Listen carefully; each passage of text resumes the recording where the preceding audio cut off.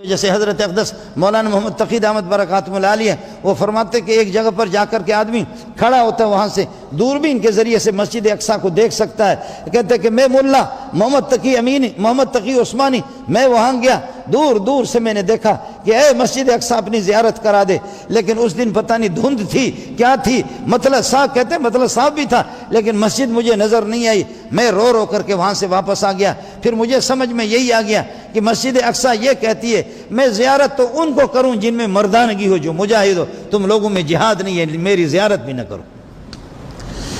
اس لیے اب جو دن گزر رہے آپ کی توسط سے مملکت اسلامیہ خدا داد پاکستان حافظ صاحب سے، باقی وہ جو دوسرے جو ہوتے ہیں وہ تو کھلے نہ ہوتے، بت ہوتے ہیں، بعض بت آپ نے دیکھا ہواؤں میں ہوتے پھولتے ہیں اور ہوا نکال دو وہ واپس آتے ہیں۔ ہمارے یہاں کوئی وزیر اعظم صدر مدر کچھ بھی نہیں ہوتا، اس لیے فوج با اختیار ادارہ ہے، شعبہ ہے۔ حافظ صاحب سے گزارش ہے کہ قرآن آپ کے سینے میں ہے، اس لیے اس میں سستی سے کام نہ لیں، آپ آنکھیں تو دکھا دے، کم از کم پاک فوج پاکستان آنکھیں تو دکھا دے۔ قربان جاؤں طالبان کے کہ طالبان نے کہا وہ ایران وہ خنزیر راستہ دے دے ہمیں، دیکھ لے کہ فلسطین میں کیا ہوتا ہے، لیکن ایران راستہ دینے کے لیے تیار نہیں ہے۔ حزب اللہ بھیجا ہے، وہ حزب اللہ نہیں ہے، حزب الشیطان، اخباروں میں آپ کو بتاتے ہیں کوئی حزب اللہ نہیں ہے، وہ حزب الشیطان ہے۔ ہماری حکومت تھی ہماری، اس میں عراق کے اندر ہم لوگوں سے کس طرح سنیوں سے ذلیل کر کے، شام کے اندر یہ جو اسد ہے کون ہے وہ بدبخت، اس وقت سے لے کر کے یہی لوگ ہیں، یہ ہماری سنیوں کو مار کر کے صحابہ کے جو دشمن ہیں، صحابہ کے دشمن، اس میں شام کے اندر ہم اسی وقت سے پٹ رہے، فلسطین کے اندر بھی اب بھی یہودیوں میں مل گئے۔ میرا جب ایران کا دورہ تھا تو مجھے اس وقت بھی میں نے معلوم کیا، ان کے کچھ وزیروں نے بھی بتایا کہ ہمارا پیسہ فلسطین پہ لگتا ہے، اس لیے دعا کرو فلسطینی معصوم بچوں کے لیے اور عورتوں کے لیے اور خواتین کے لیے، مجاہدین کے لیے دعا کر دے، اللہ تعالی ہر طرح سے ان کی مدد فرمائے، خدا ان کو خود حزب اللہ بنا دے۔ یہ تو حزب الشیطان ہے، اگر کچھ لوگ ان کے ساتھ گئے کوئی حزب اللہ نہیں ہے، یہ حزب الشیطان ہے، یہ حزب الشیطان ہے ان کے ساتھ۔ اس لیے اب ممالک اسلامیہ سے سعودیہ، دیگر جو ممالک پاکستان ہے، جتنے بھی ہمارے ممالک افغانستان ہے، ان سے اپیل ہے کہ آنکھیں دکھا دو۔ امریکہ کرے گا کیا؟ امریکہ 2 جگہ اس کی وتی ہو چکی ہے، 2 مرتبہ، روس کی بھی وتی ہو گئی، وہ وتی تو بعد میں کسی مولوی سے فتح کر لینا، میں وہ لفظ نہیں کہتا اردو والا آپ کو تو خواہ کہتے ہیں مسجد میں مولوی صاحب، امریکہ وہ حاملہ ہو چکا ہے، امریکہ جو ہے نا وہ اپنے آپ کو وتی کروا چکا ہے، جو چند طالبان کو کچھ بھی نہیں کر سکے۔ اس لیے حزب اللہ تو طالبان ہے، حزب اللہ تو طالبان ہے، اللہ کی جماعت یہ طالبان ہے، اللہ کی جماعت ہماری پاک فوج ہے، پاک فوج میں غیور قسم کے بھی لوگ ہیں، ان سے میری گزارش ہے، آپ کے سامنے ہاتھ جوڑ کر کے کہوں گا، میں خود خدا کو منہ دکھانے کے قابل بھی نہیں ہوں، اپنے شاگردوں سے کہتا ہوں کہ ہم لوگ کہاں جہاد کریں گے، ہمیں راستہ کہاں ہے، بس ہم اتنا تو کریں کہ ان کے لیے اللہ کی ذات بے نیاز ہے، اس لیے 2 رکعت پڑھ کر کے آپ اپنی دعاؤں میں خصوصی طور پر ان کو یاد رکھیں، اللہ تعالی ہر طرح سے ان کی مدد فرمائے، اللہ ہر طرح سے، اور امریکہ پر جتنی بھی لعنتیں بھیجے ان ممالک پر کہ مظلوم بے کس بے سہارا معصوم بچوں پر مسجدوں کو بھی شہید کر رہے، اللہ آپ کا حامی ہو۔ 10 سال اڑنا تو کوئی کمال نہیں ہے، کوا پہلے سے اڑ رہا ہے یا امریکہ اڑ رہا ہے؟ بھائی کوا پہلے سے اڑ رہا ہے یا امریکہ؟ مچھر پہلے سے اڑ رہا ہے یا امریکہ؟ مکھی پہلے سے اڑ رہی ہے یا امریکہ؟ یہ کوئی کمال نہیں ہے، کمال تو یہ ہے ہم اوپر بھی گئے اور ہمارے بڑوں نے اوپر والے فرشتوں کو نیچے بھی بلایا، ہمارے اوپر بھی گئے، ہم نے اوپر والوں کو کیا کر دیا، اوپر والوں کو نیچے بلایا۔ ان کی لائن لگتی تھی کہ جاؤ دیکھو پیارا محمد کیسا ہے، اس کے دائیں بائیں جو صحابہ کا جو حلقہ ہے، ابو بکر عمر کس قسم کا ہے، آتے ہیں لوگ ابو بکر عمر کو دیکھنے کے لیے۔ ابھی موبائل کہاں گیا پتہ نہیں، میرے موبائل ابھی مسئلہ ہو گیا، موبائل ہیلو ہے جی کتنے، یہاں یہ ہیلو ہو گیا، ہیلو، اور ادھر اللہ آپ کا بھلا کرے، حضرت عمر بیٹھا ہے جمعے کے دن خطبہ دے رہا ہے، ادھر خطبہ دے رہا ہے فقیر اور مسکین، سارے مورخین نے لکھ دیا، غیر مسلم مورخین نے بھی اس کو تسلیم کیا، ادھر خطبہ دیتے ہوئے اچانک کہتا ہے یا ساریۃ الجبل یا ساریۃ الجبل، اے ساریہ الزم الجبل، پہاڑ کو دیکھو، پہاڑ کو دیکھو، دشمن پیچھے سے حملہ کر رہا ہے، سینکڑوں میل پر عمر کو سب کچھ نظر آ رہا ہے، کوئی ٹیلی ویژن میل ویژن کچھ بھی نہیں ہے، کوئی دوربین نہیں ہے۔ عمر کی آواز یہاں سے، لوگوں نے کہا عمر پاگل تو نہیں ہو گیا، خطبہ تو جمعے کا چل رہا ہے، اور اس کے دوران کہہ رہے کہ اے ساریہ خبردار، بیدار ہو جب پیچھے سے دشمن آ رہا ہے۔ عمر کو لوگوں نے بتایا کیا ہوا عمر، یہ درمیان میں جو جملہ آپ کا آ گیا، اس کے خطبے کے ما قبل سے بھی کوئی ربط نہیں تھا، ما بعد سے بھی کوئی ربط نہیں تھا۔ عمر نے فرمایا کہ مسئلہ یہ تھا، میں ساتھیوں کو دور دیکھ رہا تھا، دشمن پیچھے سے حملہ کر رہا ہے، اللہ نے مجھے دکھا دیا۔ فرمایا تمہارا جملہ کیسے پہنچے گا؟ فرمایا جس خدا نے مجھے دکھایا وہی میرا جملہ بھی پہنچا دے گا۔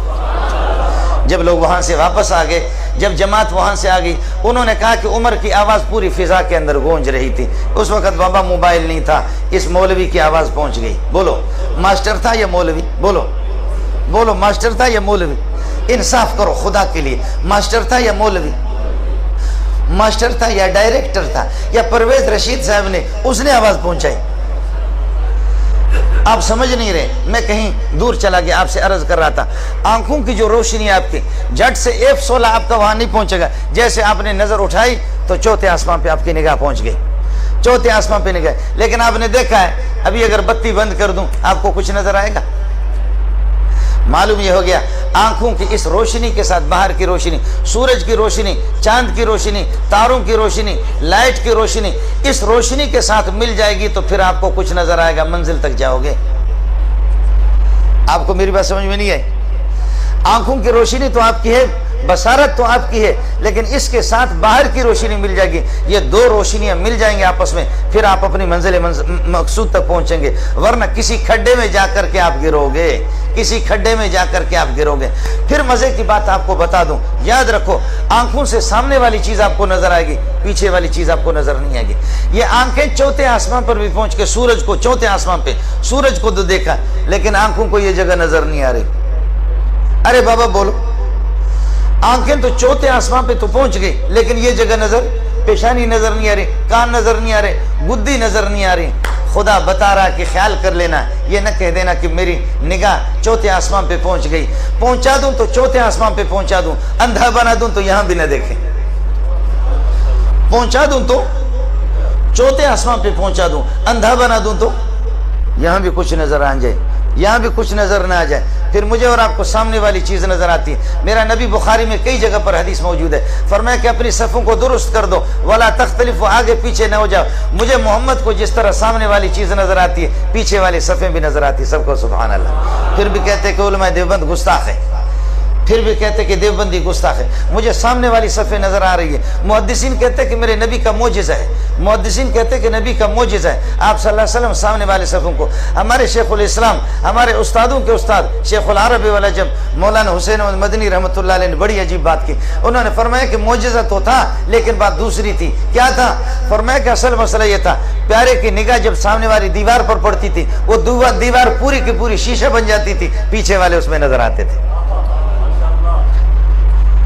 پیچھے والے اس میں نظر آتے تھے۔ یہ دیکھا اپنے آنکھوں کی روشنی کے ساتھ، آنکھوں کی روشنی کے ساتھ، آنکھوں کی روشنی کے ساتھ باہر کی روشنی مل گئی، دو روشنیاں مل گئی تو پھر آپ ٹھکانے پر پہنچ گئے، ویسے پہنچ نہیں سکتے۔ دوسرے ایک رشتہ، یہ بصارت تھی، اب ہے بصیرت، عقل۔ دو اور دو کتنے ہوتے ہیں؟ دو اور دو کتنے ہوتے ہیں؟ چار۔ چار اور چار کتنے ہوتے ہیں؟ یہ کون؟ آنکھوں کی طرف سے یہ جواب ہے؟ بولو نا، یہ آنکھوں کا جواب ہے، یہ کانوں کی طرف سے جواب ہے۔ بہرے کو بھی کہو کہ کیا کہے گا؟ بہرے کو بھی کہو تو کیا کہے گا؟ کہے گا چار۔ نابینا کو کہو کہ دو اور دو، کیا جواب دے گا؟ چار۔ تو یہ چار کس کے طرف جواب تو نہیں ہے، کانوں کا بھی جواب نہیں ہے، کس کا جواب ہے؟ بولو کس کا جواب ہے؟ یہ عقل کا ہے۔ ماشاءاللہ کتنے عقل مند ہیں؟ ہاتھ کھڑے کرو بھائی، عقل مند کتنے ہیں؟ ہاتھ کھڑے کرو، ٹھیک ہے ماشاءاللہ سارے عقل۔ میں بلوچستان کا بے عقل آپ کے پاس آیا ہوں، آپ سارے عقل مند ہیں، یہاں اکابرین بھی بیٹھے ہوئے، عقل مند بیٹھے ہوئے، آپ سارے کے سارے عقل مند ہیں۔ مجھے جواب دے گا، ایک آدمی کی ریح خارج ہو جاتی ہے، ہوا اس کی نکل جاتی ہے، مولوی شبیر یہ کہہ دے گا کہ صرف وضو کرو، چہرے کو دھو، ہاتھوں کو دھو، سر کا مسح کرو، کلی کرو، پاؤں کو دھو، وضو آپ کا ہو گیا، طہارت حاصل ہو گئی۔ سوال یہ ہے کہ قصور کسی اور کا دھوئے کسی اور کو؟ سمجھ میں نہیں آیا آپ کو؟ بابا مفتی مجیب صاحب بھی بیٹھا ہوا ہے، بولو،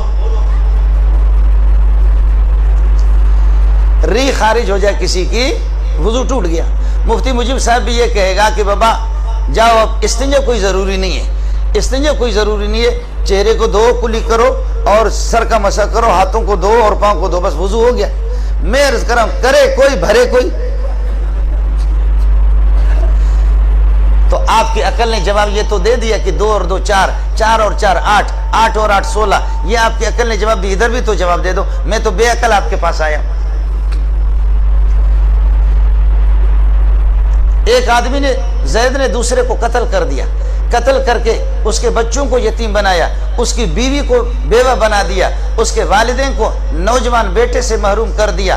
اب اس کے بعد اللہ آپ کا بھلا کرے، آپ کی عقل کیا کہتی ہے؟ آپ کی عقل یہ کہتی ہے کہ قاتل کو قتل کرو، اس کو جہنم واصل کر دو، کہ اس معصوم کو، اس مظلوم کو کیوں اس نے قتل کر دیا، اس کے بچوں کو یتیم کر دیا، اس کی بیوی کو بیوہ بنا دیا، والدین کو نوجوان بیٹے سے محروم کر دیا۔ آپ کی عقل یہ کہہ رہی ہے کہ قاتل کو قتل کر دو، میری عقل کہہ رہی ہے کہ نہیں، قتل نہ کرو،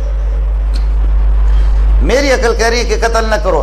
اب تمہارا بندہ تو ویسے ہی چلا گیا، اس کی بیوی بیوہ ہو گئی، بچے اس کے 4 وہ یتیم ہو گئے، اس کے والدین وہ نوجوان بیٹے سے محروم ہو گئے، لیکن اب تم قاتل کو قتل کرو گے تو تمہارا بندہ تو واپس نہیں آئے گا، جو قتل ہو چکا واپس نہیں آئے گا۔ اب قاتل کو قتل کرو گے، اس کی بیوی بھی بیوہ ہو جائے گی، اس کے 5 بچے وہ بھی یتیم ہو جائیں گے۔ پہلے بیوہ 1 تھی اور یتیم 4 تھے، اب تم نے بیوگاں کو 2 بنا دیا اور یتیموں کو 10 بنا دیا۔ کون سی عقل مندی آپ نے کی؟ سمجھ میں نہیں آیا؟ پہلے 1 بیوہ تھی اور 4 یتیم تھے، اور اب قاتل کو جو قتل کرو گے تو پھر اس کی بیوی بھی تو بیوہ ہو جائے گی اور اس کے 5-6 بچے وہ بھی تو یتیم ہو جائیں گا۔ تو یتیموں کی تعداد میں کنگلوں کو، فقیروں کو بڑھانا یہ زیادہ بہتر ہے، یتیموں کی تعداد کو بڑھانا، یہ عقل یہی کہتی ہے۔ بیوگاں کو تم نے بڑھایا، تم نے کون سی کمی کر دی؟ آپ کو میری بات سمجھ میں نہیں آگی؟ معلوم یہ ہو گیا یہاں عقل آ کر کے آپ کی عقل فیل ہو گئی، یہاں آپ کی عقل فیل ہو گئی۔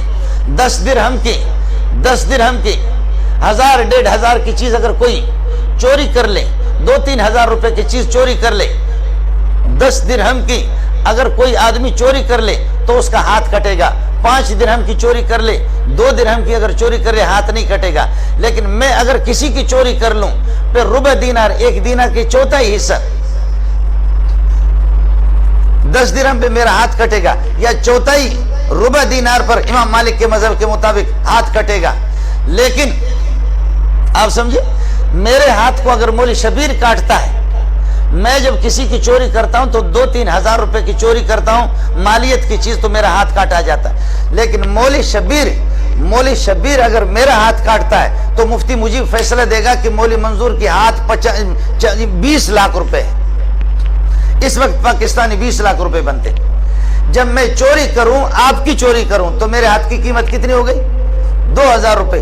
جب میرے ہاتھ کو مولی شبیر کاٹ دے تو اس وقت میرے ہاتھ کی قیمت قاضی مفتی صاحب فیصلہ دے گا کہ اس کی ہاتھ کی قیمت 20 لاکھ روپے۔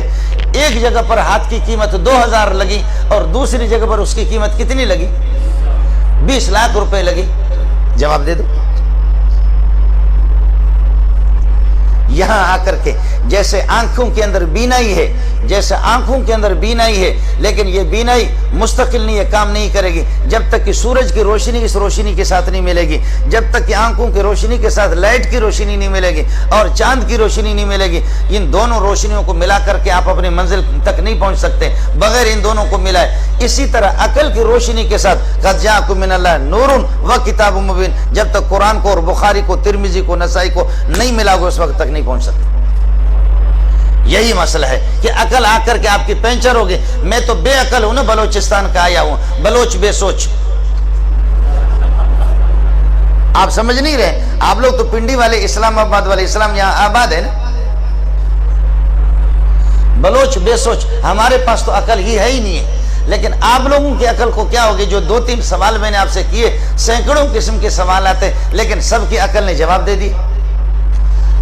معلوم یہ ہوتا ہے کہ جیسے کہ باہر کی روشنی کے بغیر آنکھوں کی بینائی ناکام ہے، تو اسی طریقے پر عقل کی روشنی بغیر قرآن کے، بغیر حدیث کے، اور بغیر بخاری کے، بغیر ترمذی کے، بغیر نسائی کے، بغیر ابو داؤد کے، بغیر پیارے پیغمبر صلی اللہ علیہ وسلم کے ارشادات اور فرمودات کے عقل کی روشنی بھی ناکام ہے۔ ان دونوں روشنیوں کو ملا کر کے آپ اپنی منزل مقصود تک پہنچ